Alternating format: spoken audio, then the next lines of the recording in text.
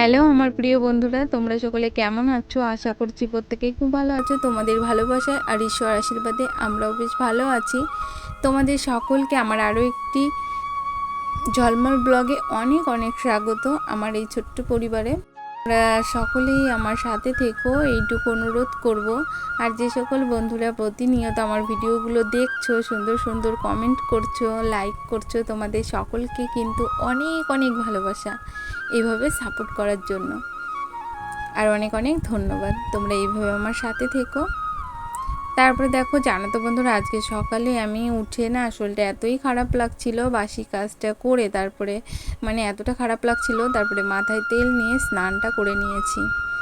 তারপরে দেখলাম যে বেশ ভালো রোদ উঠেছে। আর কদিন ধরে তো জানোই, 2-3 দিন ধরে প্রচুর বৃষ্টি হচ্ছে, এতটা বৃষ্টি হচ্ছে যে ঘরে সমস্ত কিছু ভিজা। আবার দেখো কিছু কিছু জায়গায় এবার মেঘও জমেছে, কিন্তু রোদের তাপ প্রচণ্ড, কি বলবো। তার জন্য সমস্ত জামা কাপড়গুলো বাইরে মেলে দিলাম। আবার অনেকটা জামা কাপড়ও ধুয়েছি শরীর খারাপের মধ্য দিয়ে, কেননা ভিজা জিনিস ঘরে থাকলে দেখবে আবার না ধুয়ে মেললে একদমই ভালো লাগে না। ওইগুলো আবার সার্ফ জলে দিয়ে এই যে সমস্ত জামা কাপড় রোদে দিয়ে দিয়েছি। আর যে পরিমাণে রোদ হচ্ছে অনেকটাই শুকিয়ে গেছে, জানো তো। সকালের দিকে যেহেতু কেচে দিয়েছিলাম, তারপরে দেখো মামামের জলটাও রোদে দিয়ে দিলাম। আর জানো তো বন্ধুরা, যে সকল বন্ধুরা আমার ভিডিওগুলো দেখছো, কমেন্ট করছো, এর আগেই তো বললাম তোমাদের অনেক অনেক ধন্যবাদ, তোমরা এইভাবে আমাকে সাপোর্ট করার জন্য। আর জানো তো বন্ধুরা, তোমরা যারা আমার ভিডিওগুলো দেখো, আমি কিন্তু প্রত্যেকের ভিডিওগুলো দেখি, জানো তো। আমি সকল দাদাভাই দিদিভাইদের ভিডিওগুলো আমি দেখি। আমার যতটা কষ্ট হোক তবুও আমি কিন্তু সময় নিয়ে ফুল ওয়াচ করেই তোমাদের প্রত্যেকের ভিডিওটা দেখি। তাই তোমরা প্রত্যেকেই এইভাবে আমার পাশে থেকো, আমাকে সাপোর্ট করো।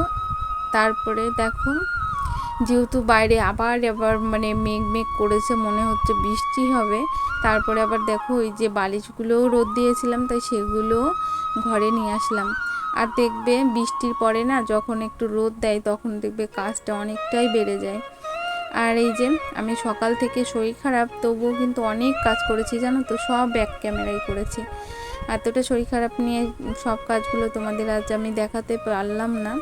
তারপরে দেখো, এই যে কিছু জামা কাপড় আগেই ভাঁজ করে নিয়েছিলাম, আবার এই যে কিছুটা রোদে শুকিয়ে গেছে, সেইগুলো আবার ভাঁজ করে নিলাম। আর জানো তো, আমি এমনই একটা মেয়ে, যতক্ষণ বিছনাগত না হই ততক্ষণ শরীর খারাপের টুকটাক শরীর খারাপের মধ্যেও কাজ করে যায়। আর এর জন্য আমার হাজব্যান্ড খুব বকাবকি করে আমাকে। আমার সংসারের কাজগুলো যদি এলোমেলো থাকে, আমার চোখের সামনে, আমার ভীষণই খারাপ লাগে, জানো। আমার শরীরটা যতই খারাপ হোক, আমি জানি আমার মতো অনেক দিদিভাইরাও আছে এরকম, যে শরীর খারাপ হলেও কাজগুলো সুন্দর করে পরিপাটি করে গুছিয়ে রাখার চেষ্টা করে।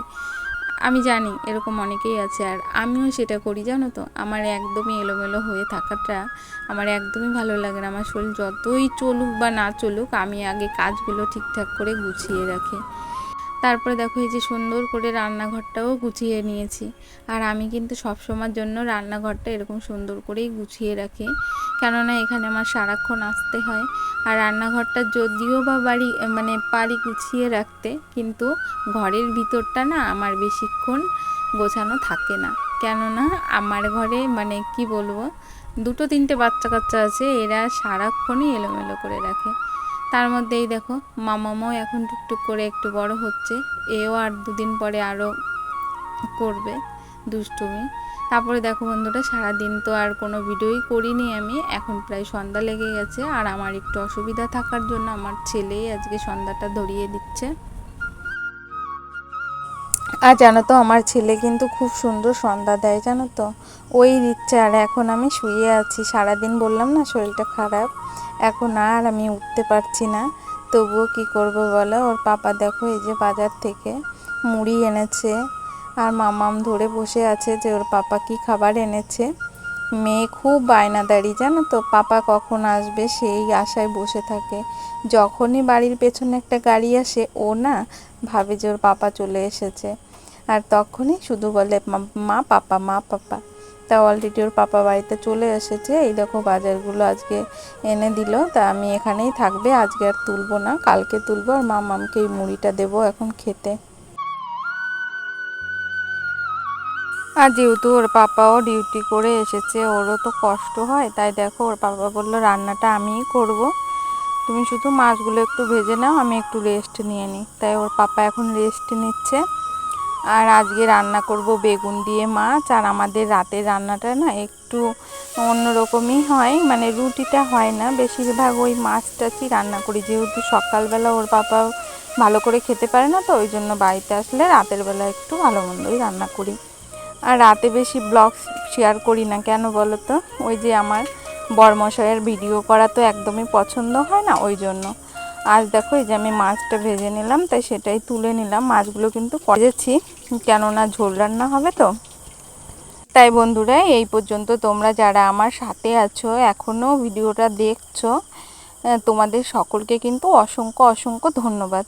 আর তোমরা এখনও যারা আমার ভিডিওতে লাইক করোনি, প্লিজ ভিডিওটা একটা লাইক করো, আর অবশ্যই সুন্দর একখানা কমেন্ট করো। আর যদি আমার ভিডিওটা খুবই ভালো লেগে থাকে, নতুন বন্ধু হয়ে থাকলে প্লিজ চ্যানেলটিকে সাবস্ক্রাইব করে পাশে থেকো।